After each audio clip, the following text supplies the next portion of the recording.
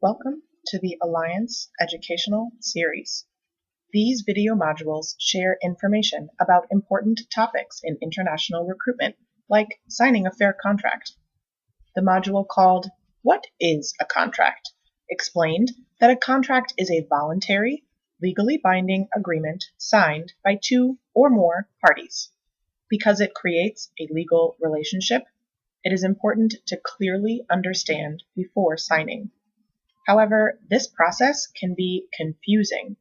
Contracts are often several pages long and contain many important terms and conditions that may be difficult to understand. This module will help you review 5 important parts of contracts with international recruiters, including terms related to who is signing, how much you owe and might have to pay, how long the contract places you at one job, restrictions on you as an employee, and stand out text, which gives you a clue that it's especially important. Throughout the module, we offer tips for negotiation and questions to ask, but the Alliance does not give legal advice. After watching, if you are still unsure about terms and conditions, ask for help from a lawyer. Let's get started by thinking about who signs. You should clearly see the parties entering the contract or who is signing with you. You should easily find the name of your recruiter or employer. It should also include the location of any offices in the United States and abroad, and contact information, including the name of a specific person, their phone number, email address, and mailing address. You might ask, what's the best way to get in touch if I have questions or concerns? The Alliance works hard to identify recruiters and employers who use legal, fair, and reasonable practices. You can find a list of certified ethical recruiters on our website. Additionally, some governments create registries. If your home government uses one, make sure your recruiter is on that list. A place on the registry or an Alliance seal can help you decide if you are comfortable with all the parties on your contract. As you review a contract, look for a clear explanation of everything you owe. Discuss each amount or fee with your recruiter to be sure you understand.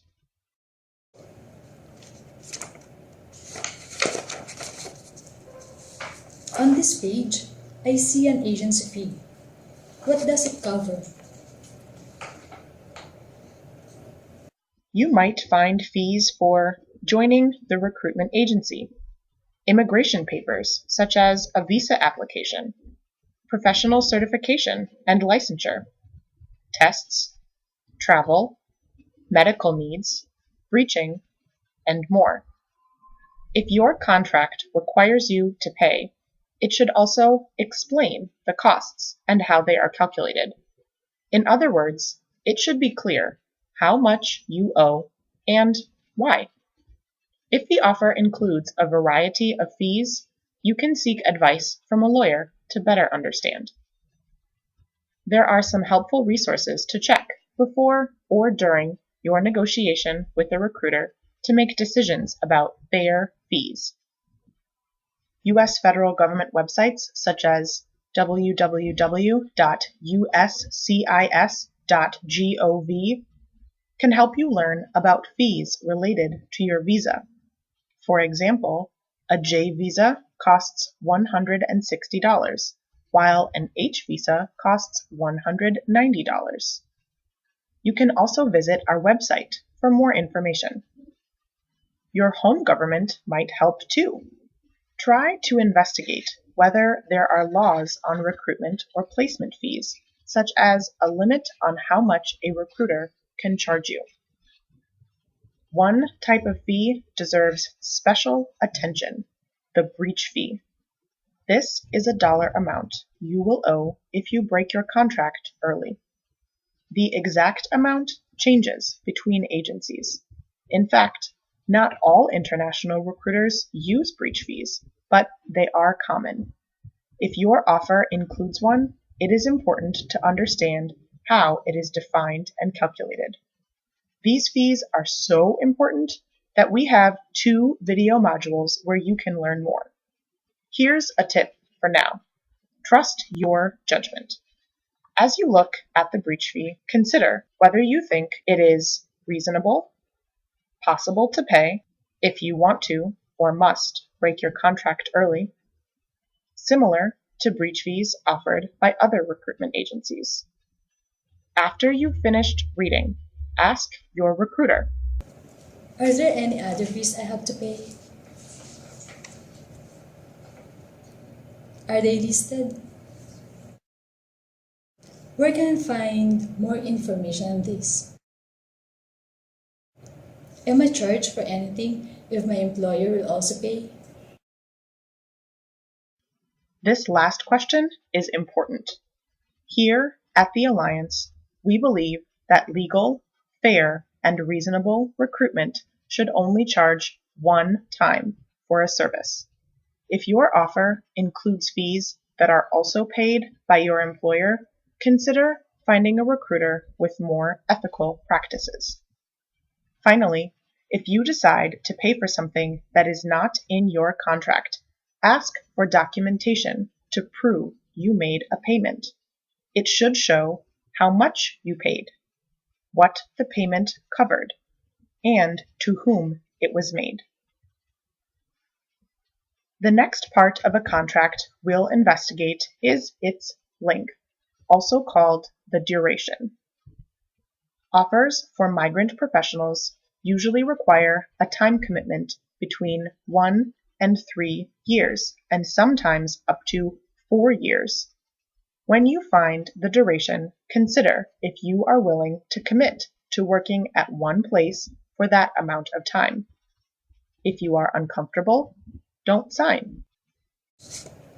I'm not sure about this length of time. Are there options for shorter contract? You can also look for a different recruiter that offers similar terms with a shorter duration. We've talked about the parties that sign, fees to be paid, and length. Next, you'll learn about restrictions on you as an employee. Some contracts include restrictive covenants, which are also called non-compete clauses. If you sign a contract with a restrictive covenant, you agree not to work for another employer who is close to your first job, and not to work for a certain amount of time after the first contract is completed.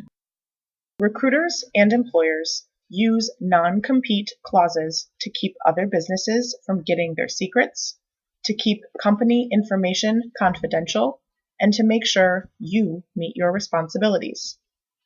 Read carefully to understand the details of the restrictions on you. You can also ask questions. I see a non-compete here. What if a nearby healthcare facility offers me a job just after my contract? Will I be paid for agreeing not to compete in the location or time frame?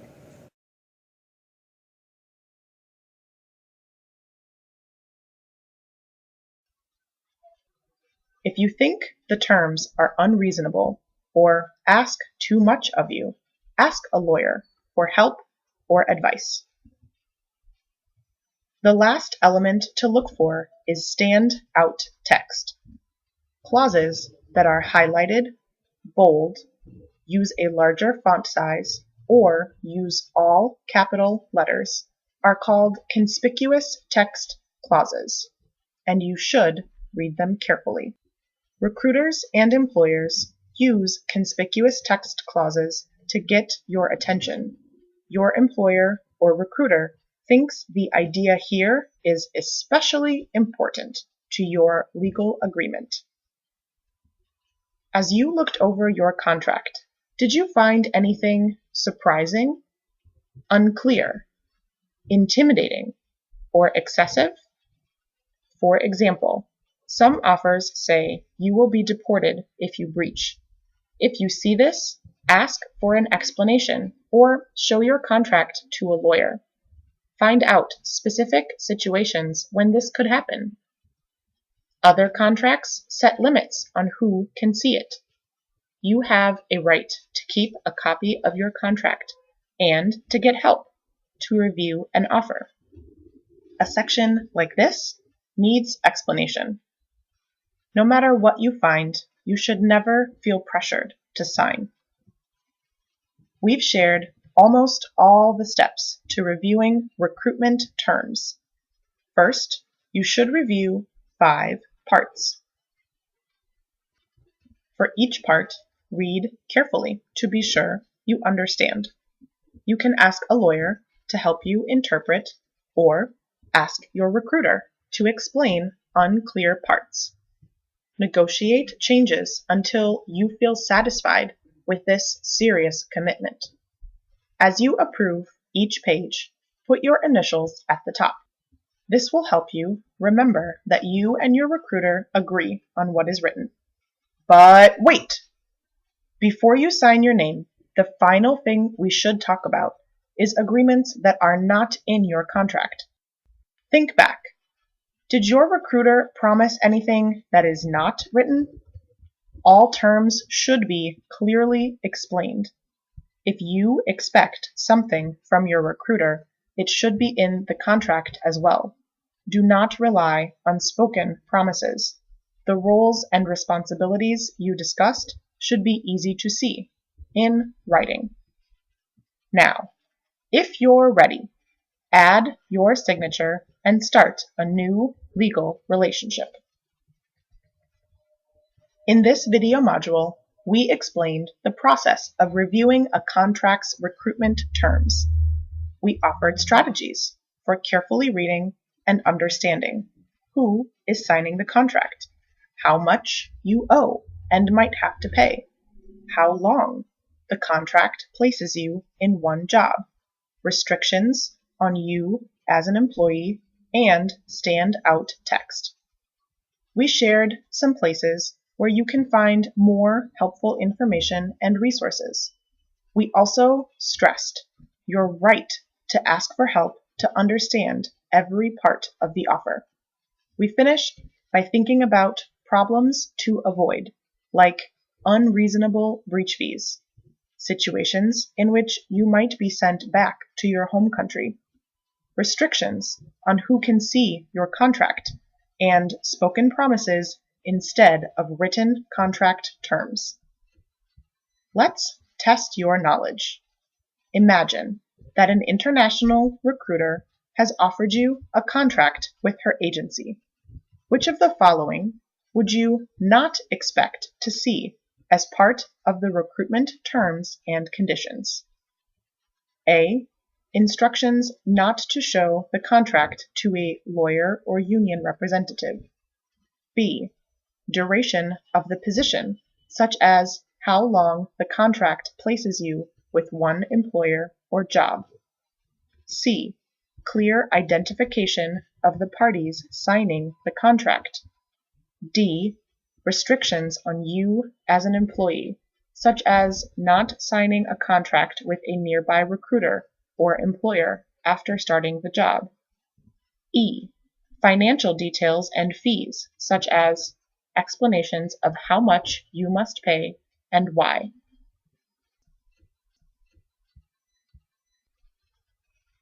The correct answer is A. Contracts should not pressure you to keep them private. You have the right to get help in making a decision about an offer. You also have the right to keep a copy of your contract after it is signed. The Alliance is here to help. If you have additional questions, contact us directly. You can also find more modules on our YouTube channel to learn more about your rights and responsibilities during the recruitment process.